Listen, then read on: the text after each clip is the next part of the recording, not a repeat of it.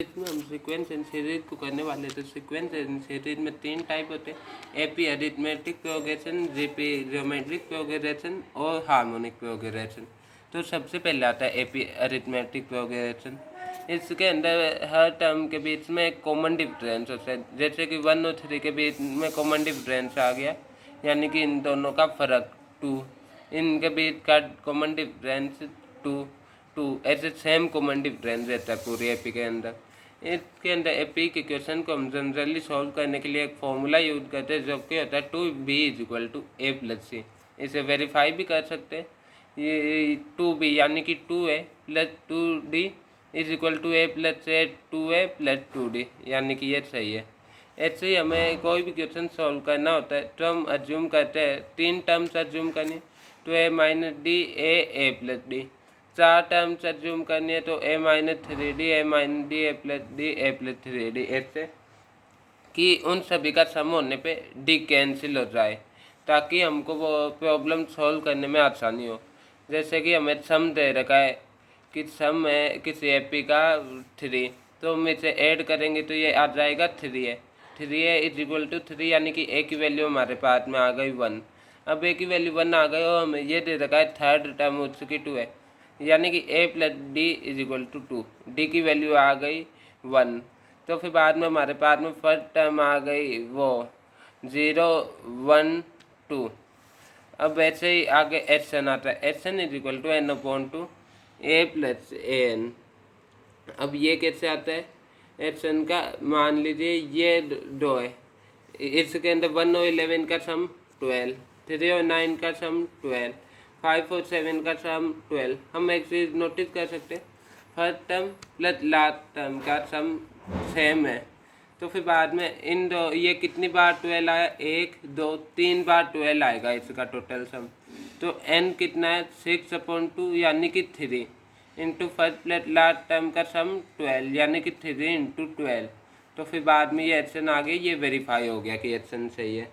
फिर बाद में हम जानते हैं किसी भी एपी की nth नंबर की टर्म को हम कह सकते हैं n = a + n - 1 × d। फिर बाद में आता है अरिथमेटिक मीन। इन दो नंबर के बीच में हम किन्हीं भी n number of arithmetic mean को इंसर्ट कर सकते हैं, जैसे कि 1 और 2 के बीच में आपको कितने भी अरिथमेटिक मीन डाल सकते हैं, जैसे कि 1, 1.1, 1.2, 1.3, ऐसे अप टू 1.9, 2, इस तरीके से। तो फिर बाद में अरिथमेटिक मीन के में किसी भी टर्म के हमें पूछा है कि ए और बी दे रखे हमें, और हमसे ये पूछा है कि 6 अरिथमेटिक मीन की वैल्यू क्या आएगी, तो हम वो कैसे फाइंड करेंगे। a6 = पहला टर्म हो गया a, इसे हम सिंपली एक बार के लिए a मान लेते हैं कि ये a है। फिर बाद में ये क्या हो गया, a + d a + 2d, ऐसे ये हो गया a + 8d a + 9d।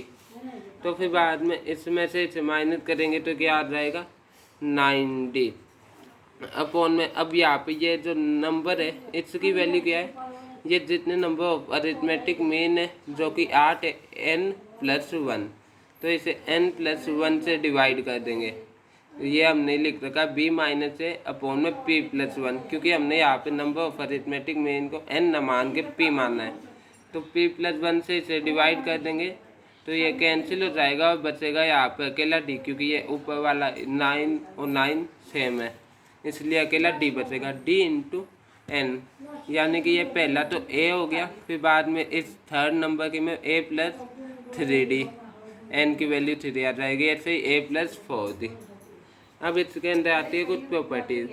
AP में पहली प्रॉपर्टी होती है कि उसमें किसी भी कंटेंट को ऐड कर दो तो उस एपी के वैसे कोई फर्क नहीं पड़ेगा, बस उसकी टर्म चेंज होगी, सम चेंज होएगा, लेकिन कॉमन डिफरेंस बाद में भी सेम रहेगा।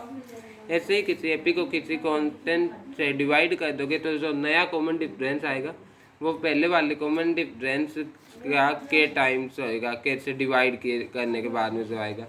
जैसे कि हमने ये एपी से डिवाइड कर दिया कैसे, a/के a + d/के a + 2d/के, तो इसमें a2 - a1 जो कि कॉमन डिफरेंस है नया, d न्यू = आ गया ये a + d - a case same है तो फिर बाद में नीचे एलसीएम आ गया, ए प्लस डी माइनस से आ गया अकेला डी, यानी कि डी इनिशियल अपॉन में के D new is equal to. फिर बाद में आता है जीपी ज्योमेट्रिक प्रोग्रेशन। इसे हम लिखते हैं ए r square a r cube A R की पावर 4 इस तरीके से। यहाँ पे जो आर होता है वो कॉमन रेशियो होता है, जीपी होती है जैसे कि 1, 2, 4, 8, 16, 32, 64 ऐसे। तो इसके जीपी की किसी भी टर्म को हम लिख सकते हैं a second term is equal to a into r की पावर 1। आर क्या है यहाँ पे 2, तो फिर बाद में अब यहाँ पे ये कॉमन रेशियो कैसे निकालते हैं, आर इज इक्वल टू इसकी कितनी भी दो कंसेक्यूटिव टर्म को डिवाइड कर देंगे, इससे आगे वाली को पीछे वाली से, तो ये हो जाएगा 16/8 इज इक्वल टू 2। अब इनका किसी भी जीपी का हम सम कैसे लिख सकते हैं, जीपी का सम इज इक्वल टू ए यानी कि first term into common ratio जो कि 2 की पावर n -1 अपॉन में 2 - 1। अब ये कैसे आता है, इसमें से मान लीजिए हमें ये ऐड करना a plus A r square, तो इसमें से a को कॉमन ले लिया। अब ये 1 + r square plus r cube, इनका सम ये होता है। आप इसमें वैल्यू पुट करके इसे वेरीफाई भी कर सकते हैं। फिर बाद में आता है अगर यहाँ पे r कॉमन रेशियो 1 हो तो फिर बाद में ये बन जाएगा a प्लस यानी कि जितनी बार है उतनी बार a plus a n times आ जाएगा। तो यहाँ पे ये n ऊपर पावर में नहीं आएगा, जब यहाँ पे मल्टीप्लाई होएगा कि n टाइम्स a हो जाएगा इसका सम। ऐसे ही इन्फिनिट रिपीट यानी कि जिसका कॉमन रेशियो 1 से छोटा हो, जैसे कि 2, 1, ½ 1/4, 1/8, इसका सम आता है a इंटू ये भी सेम फॉर्मूला लगता है आर की पावर n-1 r-1। इससे ऊपर और नीचे एक बार माइनस से मल्टीप्लाई कर दिया, -1 से, ऊपर भी -1 से नीचे भी -1 से, वैसे कैंसिल हो जाएगा इसलिए कोई फ़र्क नहीं बनेगा। तो ये बन गया a 1 - r की पावर n अपॉन में 1 - r। अब हम जानते हैं r एक से छोटा नंबर है और एक से छोटे नंबर की पावर इन्फिनिटी, क्योंकि इन्फिनेट जीपी है तो फिर बाद में 0 को अप्रोच करेगी, यानी कि 1 - 0 1, यानी कि a इंटू 1 a अपॉन में 1 - r कॉमन रेशियो जो कि 1 से छोटा होगा। जीपी में हम टर्म्स को a/r a और ए आर या फिर a/r स्क्वायर a/r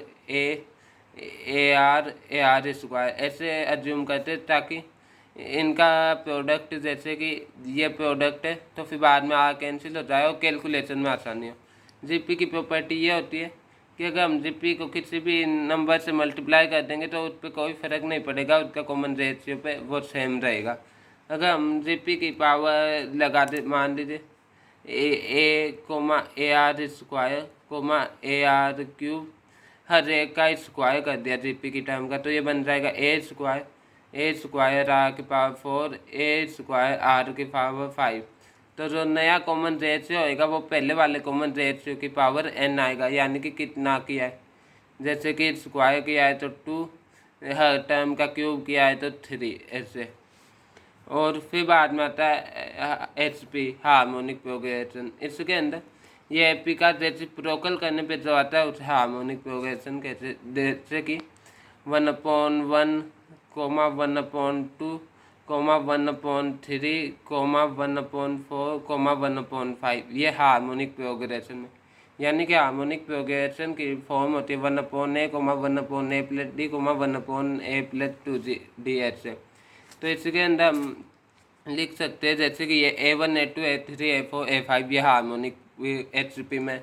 तो फिर बाद में हम जानते हैं 1/A2 क्या, 1/A2 क्या बन गया, सिंपल AP वाला A2, और ऐसे ही A2 इज इक्वल टू वो 2A2 is equal to A1 plus A3।